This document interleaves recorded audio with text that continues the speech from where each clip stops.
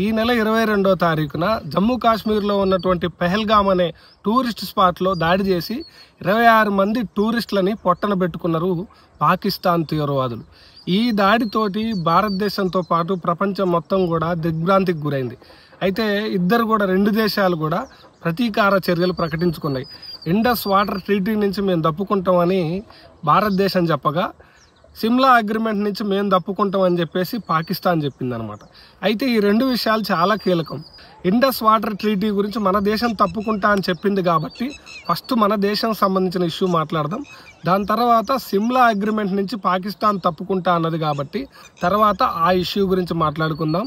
Issue మొత్తం discussion అయిపోయిన తర్వాత భారతదేశ ప్రభుత్వానికి హోంమంత్రిత్వ శాఖకి ప్రజల నుంచి వస్తున్న 2 కీలకమైన ప్రశ్నలు మనం డిస్కషన్ చేసుకుందాం. ఫస్ట్ ఇండస్ వాటర్ ట్రీటీ గురించి మాట్లాడుకుందాం.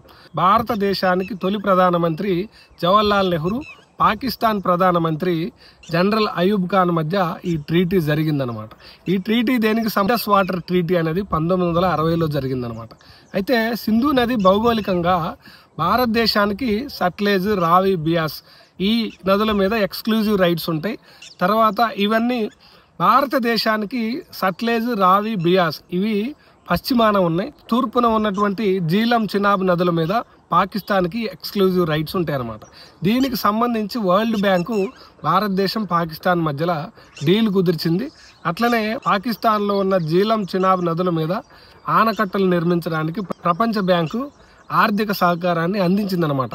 అయితే అప్పట్లో ఈ డీల్ జరిగినప్పుడు పార్లమెంట్లో సొంత పార్టీ నుంచే జవహర్లాల్ నెహ్రూకి చాలా తీవ్రమైన వ్యతిరేకత వచ్చింది. ఎందుకంటే పాకిస్తాన్కి ఇది ఎక్స్క్లూజివ్ రైట్స్ ఇస్తుంది, భారతదేశంలో ఉన్న రైతులకి ఇది న్యాయం చేయట్లేదు, ప్రత్యేకించి పంజాబు తర్వాత రాజస్థాన్ రాష్ట్రాల్లో రైతులకి ఇది అన్యాయం చేస్తుందని చెప్పిందనమాట. అయితే ఇప్పటికే పాకిస్తాన్లో ఉన్న రైతులు భారతదేశం నుంచి నీళ్లు వదలకపోతే, కిందికి నీళ్లు వదలకపోతే మాకు ఇబ్బంది అవుతుందని భయపడుతున్నారు. అయితే భారతదేశం నుంచి కిందికి నీళ్లను కంట్రోల్ చేయడానికి ఎలాంటి మెకానిజం లేదు, బార్డర్కి చాలా దూరంగా డ్యామ్స్ ఉన్నాయని చెప్పి ఎక్స్పర్ట్స్ చెప్తా ఉన్నారు. ఇంకొక ఒపీనియన్ ఏంటంటే, భారతదేశం గనక పాకిస్తాన్ని నీళ్లు వదలకుండా ఇబ్బంది పెడితే పైన చైనా మనని ఇబ్బంది పెడుతుంది అనేది ఇంకొక ఒపీనియన్. ఖచ్చితంగా ఇప్పుడు చైనా మన మీద బ్రహ్మపుత్ర నది జలాల విషయంలో ఎంత వివాదం క్రియేట్ చేస్తుంది, మన ఎంత ఇబ్బంది పెడుతుంది అన్నది మనకు తెలుసు. అయితే ఇక్కడ మెజారిటీ ఒపీనియన్ ఏంటంటే, ఖచ్చితంగా పాకిస్తాన్ మీద వాటర్ బాంబు యూజ్ చేయాలి. వాటర్ బాంబు అంటే ఏం లేదు, ఏం బాంబు విసిరేయని అవసరం లేదు. వాటర్ బాంబ్ అంటే నీళ్లు కిందికి వెళ్లకుండా వాళ్ళని ఇబ్బంది పెడితే క్రాస్ బార్డర్ టెర్రరిజాన్ని వాళ్ళు ఎంకరేజ్ చేయరు, నోరు మూసుకొని ఉంటారు, చప్పుడు చేయకుండా ఉంటారు, వాళ్ళ డెవలప్మెంట్ ఏందో వాళ్ళు చూసుకుంటారు అన్నది majority experts opinion. At the same time Pakistan ఇబ్బంది పెడితే మిత్రపక్షం చైనా ఊకుంటుందా అన్నది ఇంకొక ఒపీనియన్ అనమాట. నెక్స్ట్ సిమ్లా అగ్రిమెంట్ 1972లో ఆనాటి ప్రధానమంత్రి ఇందిరాగాంధీ, పాకిస్తాన్ అధ్యక్షుడు జుల్ఫికర్ అలీ భుట్టో మధ్య జరిగిందనమాట. ఇది ఎందుకు జరిగిందంటే, 1971లో భారతదేశం ఏం చేసిందంటే బంగ్లాదేశ్ లిబరేషన్ వార్కి హెల్ప్ చేసి పాకిస్తాన్ మీద యుద్ధం చేసి పాకిస్తాన్ని ఓడించిందనమాట. అప్పుడు ఏం జరిగిందంటే 2 విషయాల మీద కీలకంగా, యుద్ధంలో ఓడిపోయిన 98,000 మంది వార్ ప్రిజనర్స్ని అప్పచెప్పడం, దాని తర్వాత జమ్మూ కాశ్మీర్ ఇష్యూ మనకు ఎప్పటి నుంచో ఉంది కదా పాకిస్తాన్కి, ఇండియాకి. జమ్మూ కాశ్మీర్ ఇష్యూ అనేది బయలేటరల్గా డిసైడ్ చేసుకోవాలంటే ద్వైపాక్షికంగా 2 దేశాలు కూర్చొని జమ్మూ కాశ్మీర్ మీద ఒక నిర్ణయానికి రావాలని ఒక అగ్రిమెంట్, ఈ 2 విషయాల మీద. దాని తర్వాత దీంట్లో భాగంగానే బంగ్లాదేశ్ని అఫీషియల్గా ఒక కంట్రీగా గుర్తించాలన్నది దీంట్లో ఒక భాగం అన్నమాట. ఈ సిమ్లా ఒప్పందం నుంచి నేను వైదొలుగుతాను పాకిస్తాన్ ప్రకటించడంతో పాటు అదర్ బయలేటరల్ అగ్రిమెంట్స్ అంటే ఇతర ద్వైపాక్షిక ఒప్పందాల నుంచి కూడా బయటికి వస్తా అని చెప్తుందనమాట. అయితే సిమ్లా ఒప్పందం నుంచి పాకిస్తాన్ బయటికి వెళ్ళిపోతే పెద్దగా ఫరక్ పడేది ఏం లేదు, కానీ అదర్ బయలేటరల్ అగ్రిమెంట్స్ మీద పాకిస్తాన్ బయటికి వెళ్తా ఉంటుంది కాబట్టి దీని మీద ఆలోచించాల్సిన విషయం ఉంది. అట్లనే 1972 సిమ్లా అగ్రిమెంట్లో LOC లైన్ ఆఫ్ కంట్రోల్ దగ్గర ఈ క్రాస్ బార్డర్ టెర్రరిజాన్ని ఎంకరేజ్ చేయము, సీజ్ ఫైర్ని మేము ఒప్పుకుంటాము, దీన్ని గౌరవిస్తామని పాకిస్తాన్ అప్పట్లో సంతకాలు పెట్టింది. ఒకవేళ ఈ 1972 సిమ్లా అగ్రిమెంట్ నుంచి పాకిస్తాన్ బయటికి పోతే మళ్ళీ క్రాస్ బార్డర్ టెర్రరిజం పెరిగి జమ్మూ కాశ్మీర్ ఇష్యూ అనేది ఒక ఇంటర్నేషనల్ ఇష్యూగా మారి సమస్య మళ్ళీ మొదటికి వస్తుంది అనేది మెజారిటీ ఒపీనియన్ అనమాట. అయితే 1972 సిమ్లా అగ్రిమెంట్తో పాటు ఇంకా అదర్ బయోలేటరల్ అగ్రిమెంట్స్ ఏంటి, అంటే ఇతర ద్వైపాక్షిక ఒప్పందాలు ఏంటి అన్నది చాలా మందికి క్యూరియాసిటీ ఉంది.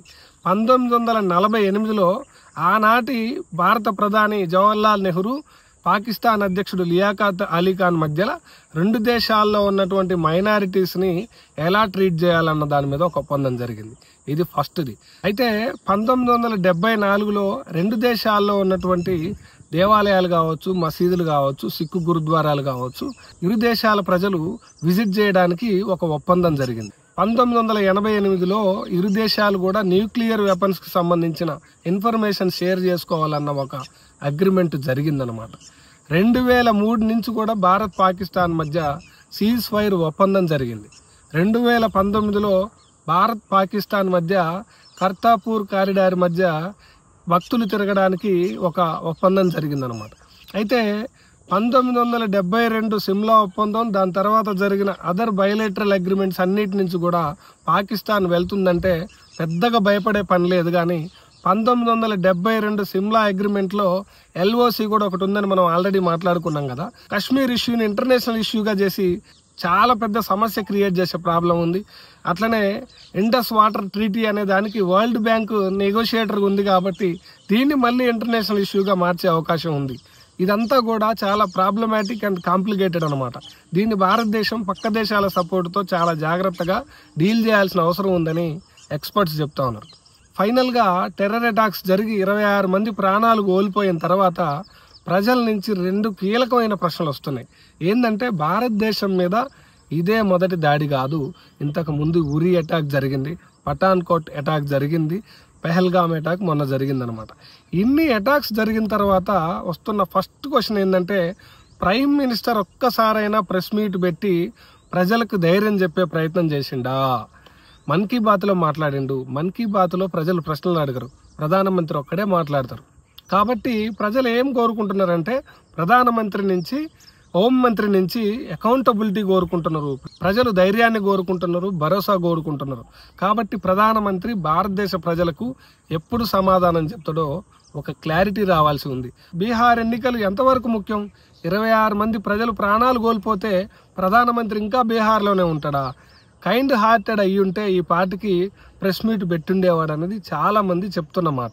అయితే ప్రజల నుంచి వస్తున్న ఇంకొక క్వశ్చన్ ఏంటంటే, ఇది నేషన్ మీద అటాక్ కాబట్టి అర్జెంట్ పార్లమెంట్ సెషన్ ఒకటి పెట్టి అందరు పార్టీలతో చర్చించి ఏం చేయాలన్న దాని మీద ఒక ఇమీడియట్ నిర్ణయం తీసుకొని తీవ్రవాదాన్ని భారతదేశం ఏమాత్రం కూడా సహించదన్నది ఒక మెసేజ్ పంపుంటే పోయేది.